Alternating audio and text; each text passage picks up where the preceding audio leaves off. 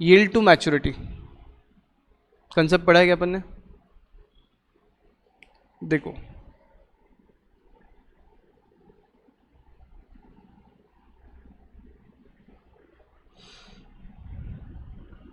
yield to maturity, we are talking about cost of debt, in fact cost of preference. ये वाला जो part है ना, ये आपको सॉल्व करना है IRR से। ये आपको कैसे सॉल्व करना है? IRR बोले तो इंटरनल रेट ऑफ रिटर्न।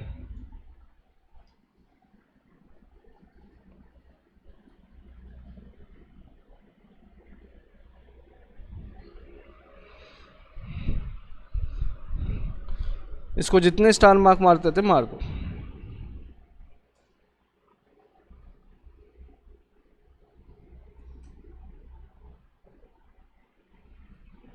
मेरे पास रेडीमेड स्टार्स है, आप मार दो। VIMP लिख दो उसको। देखो ये कहाँ कहाँ पूछेंगे आपको।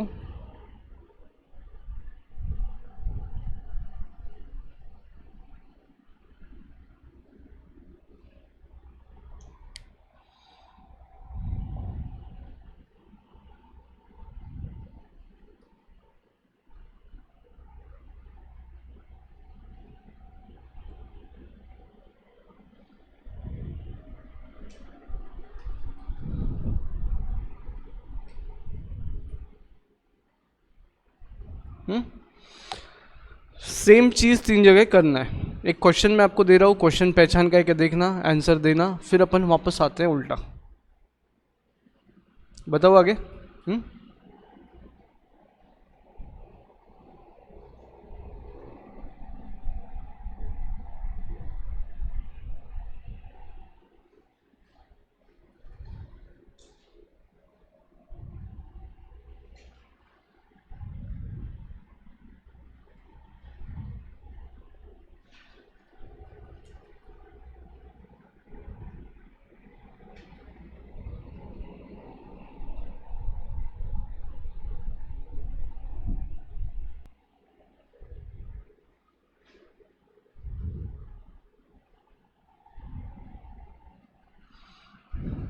Maturing at the end of the year 3 if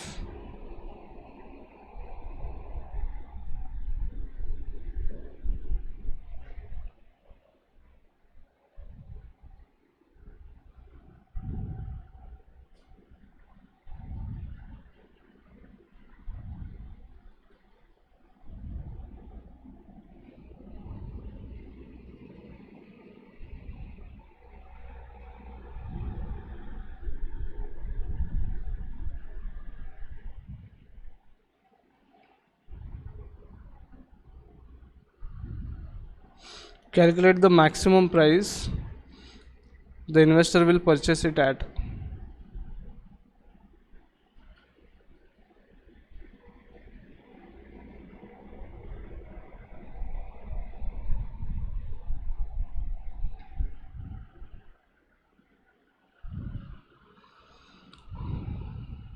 question clear है?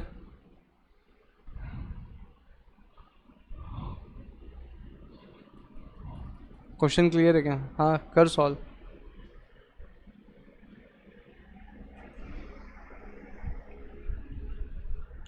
क्यों बोला? चलो सॉल्व करो। हाँ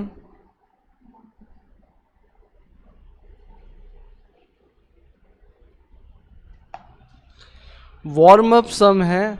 क्या आप लोगों ने इसको कभी देखा है? देखा है क्या? ये क्वेश्चन पहचान का है? कहाँ का है?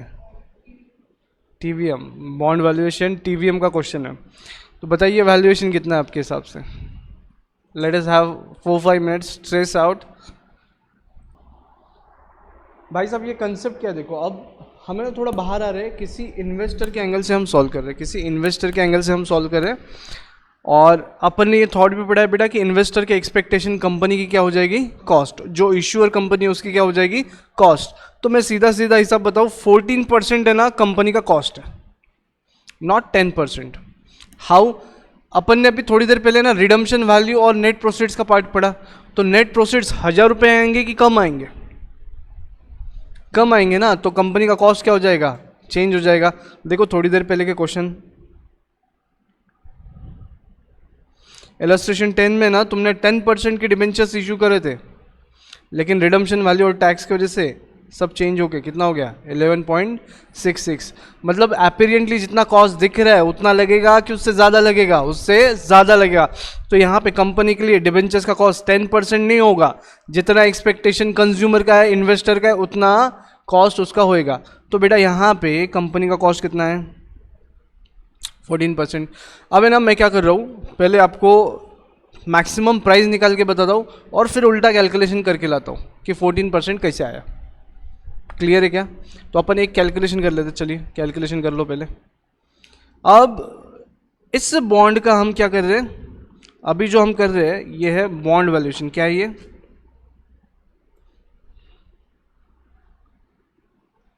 बॉन्ड वैल्यूएशन कैसा करना है देखो। अब ये बॉन्ड उस इन्वेस्टर के लिए क्या बनेगा? असेट। इन्वेस्टर का क्या होगा? ये असेट। तो अपन क्या कर रहे हैं? असेट वैल्यूएशन कर रहे हैं। अब असेट का वैल्यू क्या होता है बेटा?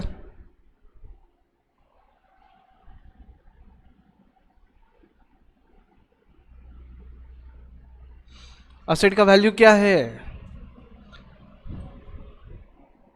No no, definition definition definition क्या है?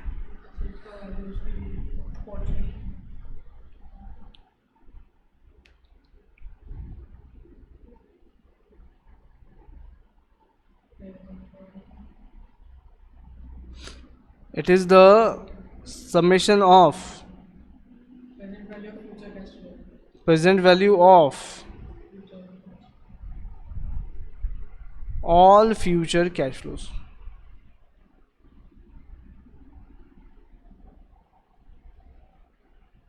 कुछ याद आया?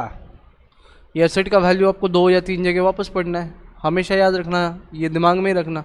असेट का वैल्यूएशन कैसा करेंगे भाई साहब? उससे फ्यूचर में जितना कैश फ्लो होने वाला है उसकी अगर प्रेजेंट वैल्यू निकाल दो, सबकी टोटल कर लो, तो वो मेरा असेट का वैल्यू आज के डेट में बन जाएगा। अब बेटा इस असेट से कितना कितना कैश फ्लो हो रहा है अपने को? अपन इन्वेस्टर है ऐसा पकड़ो। Now put yourself into the shoes of investor. Assume करो तुम इन्वेस्टर है, तुम खरीदना चाहते हो इस बॉन्ड को आज। ये बॉन्ड कितने में खरीदोगे?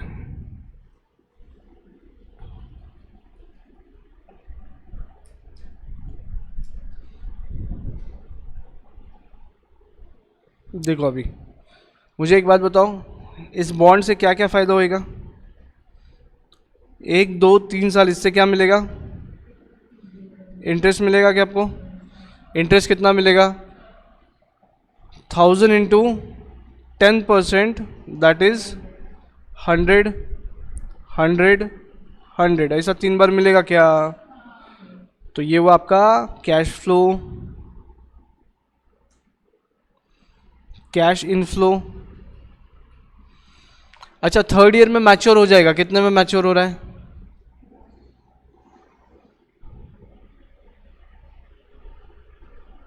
कितने में मैच्योर हो रहा है? 1000। बेटा इसका डिस्काउंटिंग करना है तो इसको कैसे मल्टीप्लाई करना पड़ेगा? Present value factor. आपका एक्सपेक्टेशन कितना है? 14%। तो 14% से इंटरेस्ट साइड में निकालते चलो, 14% से इंटरेस्ट निकालते चलो। मतलब 100 rupees is inclusive of 14% interest you expect. तो 100 में से 14% साइड में किया तो उसका आज का वैल्यू कितना आ जाएगा? चलो 14% के discounting factor 1 divide by 1.14 equal to 0.877 equal to 0.769 equal to 0.67545 कर सकते हो और सेम कॉपी पेस्ट, राइट? करो calculation discounted cash flows. Lastly यहाँ पे ले लेना टोटल।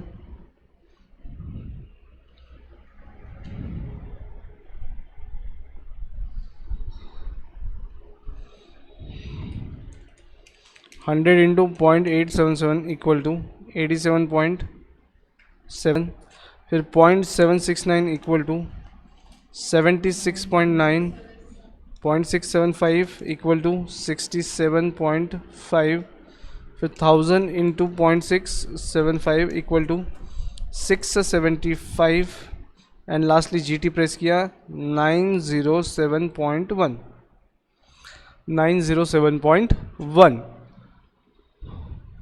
उस इन्वेस्टर के लिए आज ये शेयर 907 रुपये में खरीदना चाहिए या उससे कम में खरीदना चाहिए? 907 से ज़्यादा में खरीदना चाहिए क्या? नहीं।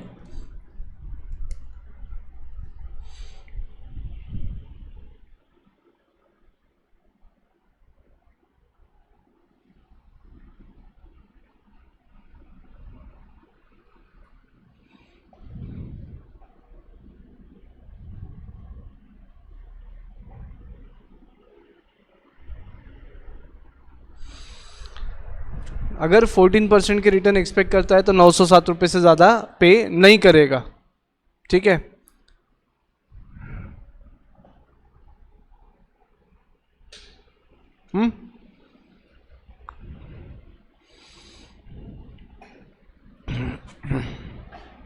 इसका और एक लॉजिक याद है क्या आपको?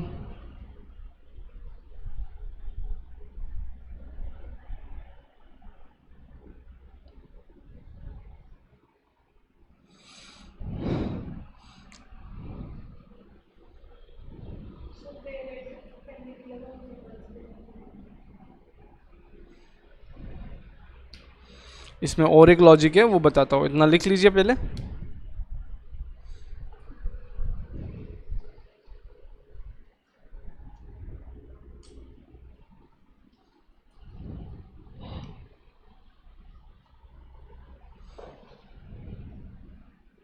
डन।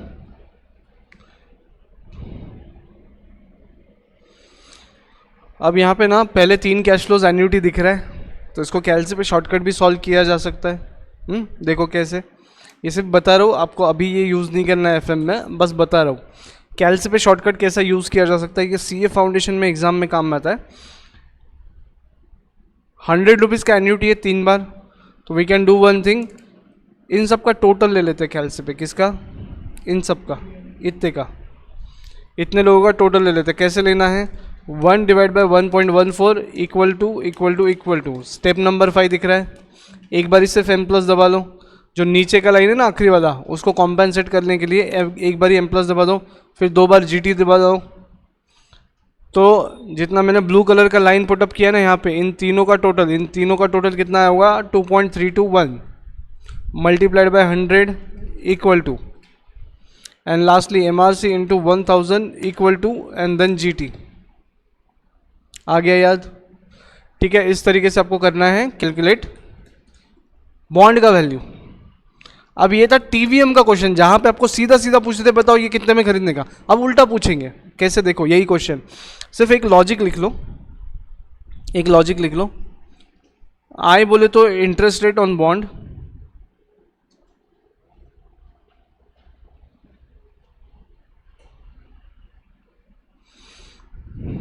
एंड KD बोले तो कॉस्ट ऑफ डेट या फिर एक्सपेक्टेशन ऑफ द बायर। अगर आई ग्रेटर है एंड KD स्मॉलर है तो वैल्यू कितना होएगा बॉन्ड का?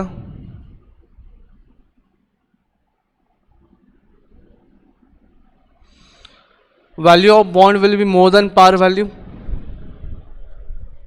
आई एंड KD अगर बराबरी में है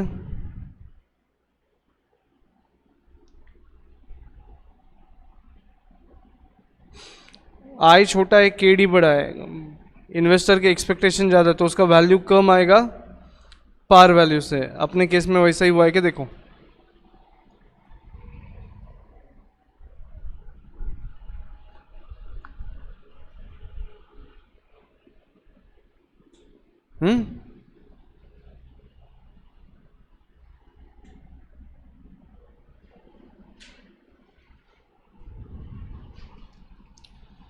done.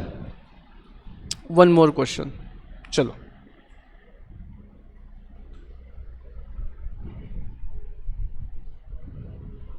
One more question.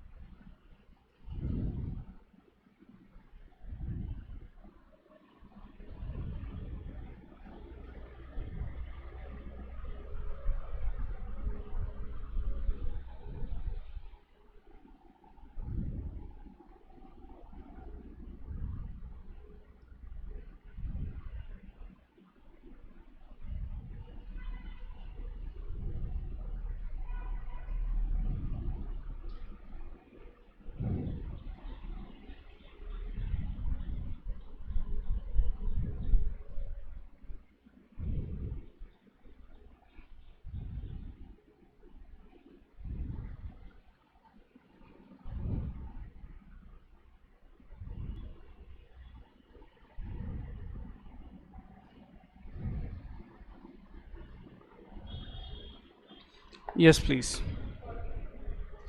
Oh my God, 14%. How it is being arrived at? That is the main question. I know कि 14% है, मैंने ऊपर का डेटा मैनिपुलेट किया है. लास्ट क्वेश्चन मैंने जानबूझ के मैनिपुलेट किया है. मैंने वो क्वेश्चन लेने का रीज़न था क्योंकि आप इस मेथड पे भरोसा करो. समझा क्या? मैं अगर आपको डायरेक्टली वो सिखा देता तो आप भरोसा नहीं करते. पहले मैं आपको सीधा लेके गया, अब गाड़ी रिवर्स आएगी. चलिए, you absolutely correct, 14% is the answer. लेकिन हाउ?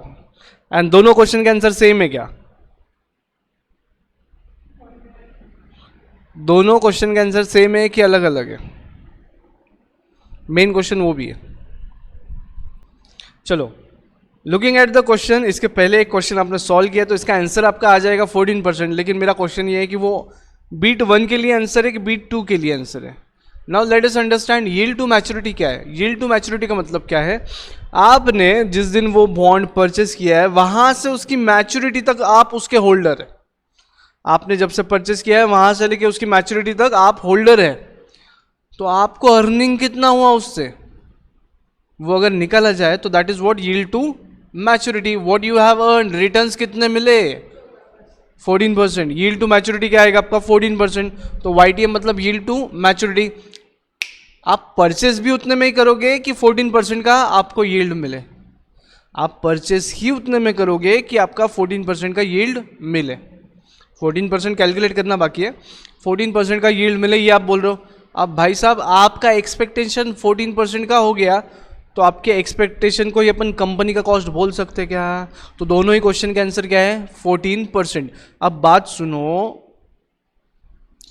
जब हम कंपनी के लिए कॉस्ट निकाल रहे हैं ना तो पहले हम क्वेश्चन सॉल्व करेंगे इन्वेस्टर के लिए.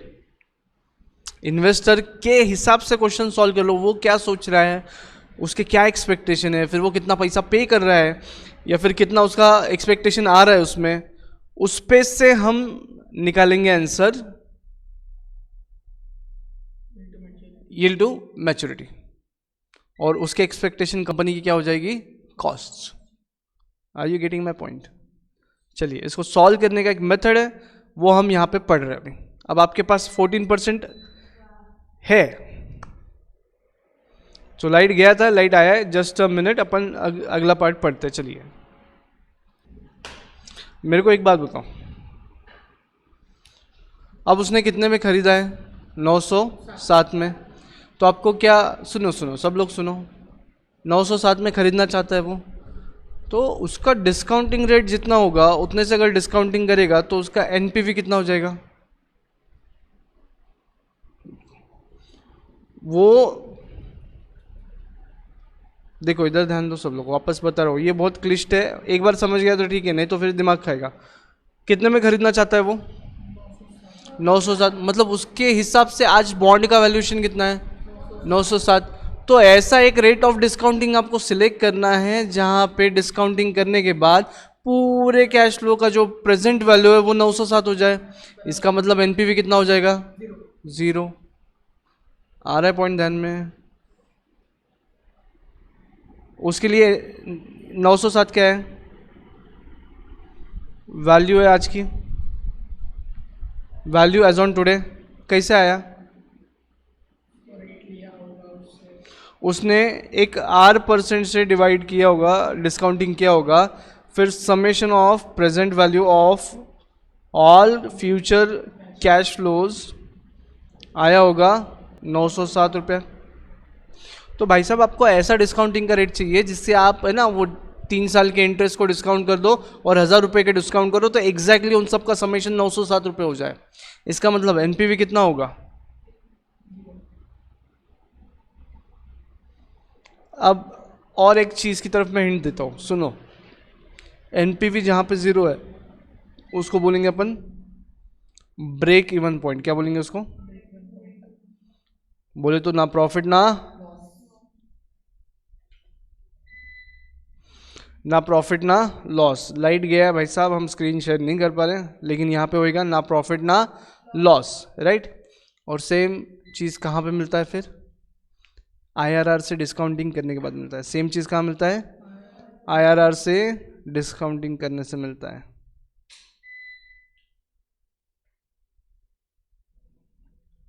करो फिर, अभी यहाँ तक समझा क्या आपको?